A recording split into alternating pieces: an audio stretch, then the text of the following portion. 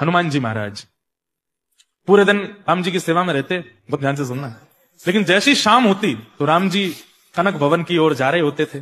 पूरे दिन रहते वानरों के बीच में, सभा के बीच में, प्रजा के बीच में, लेकिन संध्या में तो वो फिर अपनी गृहिणी के पास और फिर निज जीवन जीते हैं जो बहुत प्राइवेट है, प्राइवेसी रहती है वहां पे। तो हनुमान जी महाराज शाम होते ही बड़े व्याकुल हो जाते हैं, अब राम जी चले जाएंगे, अब राम जी अंदर चले जाएंगे, अंतःपुर में चले जाएंगे, और अंतःपुर में केवल सीता जी जाती हैं और कुछ सखियां जाती हैं, हम लोगों का तो प्रवेश वर्जित है।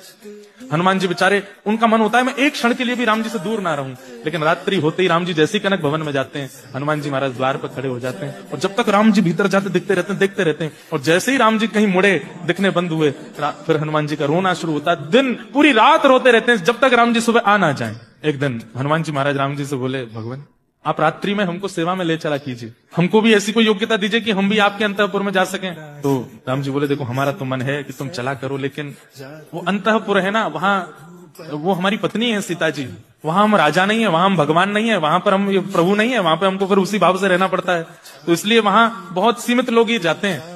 हनुमान जी बोले, मैं उस रूप में भी आपको प्रभु ही मानूंगा, आप मुझे ले चला कर, प्लीज की आज्ञा सीता जी देंगी, उनसे ही तो हम, हमारे वश में नहीं है अंदर का काम। सब पतियों की लगभग ऐसी स्थिति है, बाहर की आज्ञा तो सब दे सकते हैं, पर भीतर की आज्ञा तो पत्नी ही दे सकती है घर के। तो हनुमान जी महाराज के बड़े लाडले, सीता जी के बड़े लाडले हनुमान जी, सीता जी के चरणों में बैठ गए, बोले, हे किशोरी जी क्या बात है बस, माँ मुझे भी आज्ञा दीजिए ना, मैं भी कनक भवन में आया करूं, रात्रि की सेवा में मैं भी रहा करूं। ये सब सहचरियां भीतर जाती हैं, कोई चमड़ उड़ाती है, कोई पंखा करती है, कोई वीणा बजाती है, कोई भोग परोसती है, कोई कुछ, मुझे भी आप सेवा दीजिए ना, मैं भी रहूं। तो सीता जी बोली, कितना अनुचित लगेगा, इतनी सखियों के बीच में एक बानर डोला है, ऐसा नहीं चलेगा। पूरे दिन राम जी तुम्हारे पास रहते हैं, थकते नहीं हो तुम? बोले कि अरे इसमें थकान हो जाए तो फिर हमारी भक्ति कैसी, हमें तो पीड़ा होती है कि रात क्यों हो जाती है, राम जी चले जाते हैं हमारी आंखों से दूर। हनुमान जी इतना रोए, इतना रोए, अब हनुमान जी रो रहे हैं, देवी देवता प्रकट हो गए हाथ जोड़ के, हनुमान जी आप आज्ञा करो, क्या करना है? तो हनुमान जी बोले, मेरा दुर्भाग्य है कि मैं हनुमान हूं, मुझे सहचरी बना दो, मुझे कोई सखी बना दो, मैं भी कोई नथनी पहन करके, चुनरी ओढ़ करके कोई कन्या बन जाऊं, और मुझे राम जी के अंतःपुर में जाने का अवसर।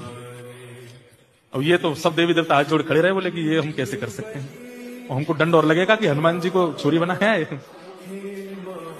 लेकिन हनुमान जी की विरह वेदना इतनी थी कि नेत्रों से अश्रुपात हो रहा था, वो नेत्रों का अश्रुबिंद ही एक छोटी सी धारा बनकर के सरजू जी में गया, और जैसे ही सरजू जी में प्रविष्ट हुआ, सरजू जी उस ताप को सह नहीं पाई जो हनुमान जी के अश्रुओं में था, तुरंत सरजू जी प्रकट हो गए, सरजू जी, सरजू मैया, और हनुमान जी के पास जाके बोले, हे हनुमंत लाल क्या इच्छा है? बोले मुझे सहचरी रूप दे दीजिए। तो हनुमान सरजू मैया बोली, सहचरी रूप दे देंगे, क्या करोगे? बोले पूरे दिन तो हनुमान बनकर के राम जी के साथ रहूंगा, रात में सहचरी बनकर के निज कक्ष में जाऊंगा। तब सरजू मैया बोली, मैं सीता जी से प्रार्थना करती हूँ। सरजू मैया गई और हनुमान जी का विरह अश्रु जो था हाथ में लेकर के गई, वो ऐसे तप रहा था जैसे कोई सिक्के को जला देते हैं ना तो वो लिक्विड फॉर्म हो जाता, लाल लाल हो जाए, ऐसे वो अश्रुबिंद तप रहा था। सरजू मैया ने जाकर के सीता जी को, तो सीता जी बोली, अरे ये क्या है? बोले ये हनुमान जी का अश्रुबिंद है, वो इतना तड़प रहे हैं अंतःपुर की सेवा पाने के लिए, आप कृपा करो। तो सीता जी बोली, इतनी व्याकुलता है, मैं अंतःपुर की सेवा इसलिए नहीं देती कहीं यहाँ पर राम जी के प्रभुत्व को ना देख करके, उनके राजा वेश को ना देख करके, उनके सहज भाव को देख के किसी के चित्त में दोष ना आ जाए, लेकिन हनुमान जी तो पूर्ण योग्य हैं, जाओ उनको कह दो आज से संध्या होते ही वो चंपक लता सखी के रूप में आएंगे और अंतःपुर की सेवा करेंगे। और श्री हनुमान जी महाराज संध्या होते ही अंतःपुर में चले जाते, फिर मिलते नहीं है, कहाँ हैं? बोले भीतर चंपक लता जी के रूप में, चारुशिला जी के रूप में सेवा में रहते हैं। और क्या सेवा करते हैं? वीणा बजाते हैं पूरी रात, राम जी को सुख आस्वाद। इसे कहते हैं भक्ति। एक क्षण भी रहा ना जाए ठाकुर जी के बिना।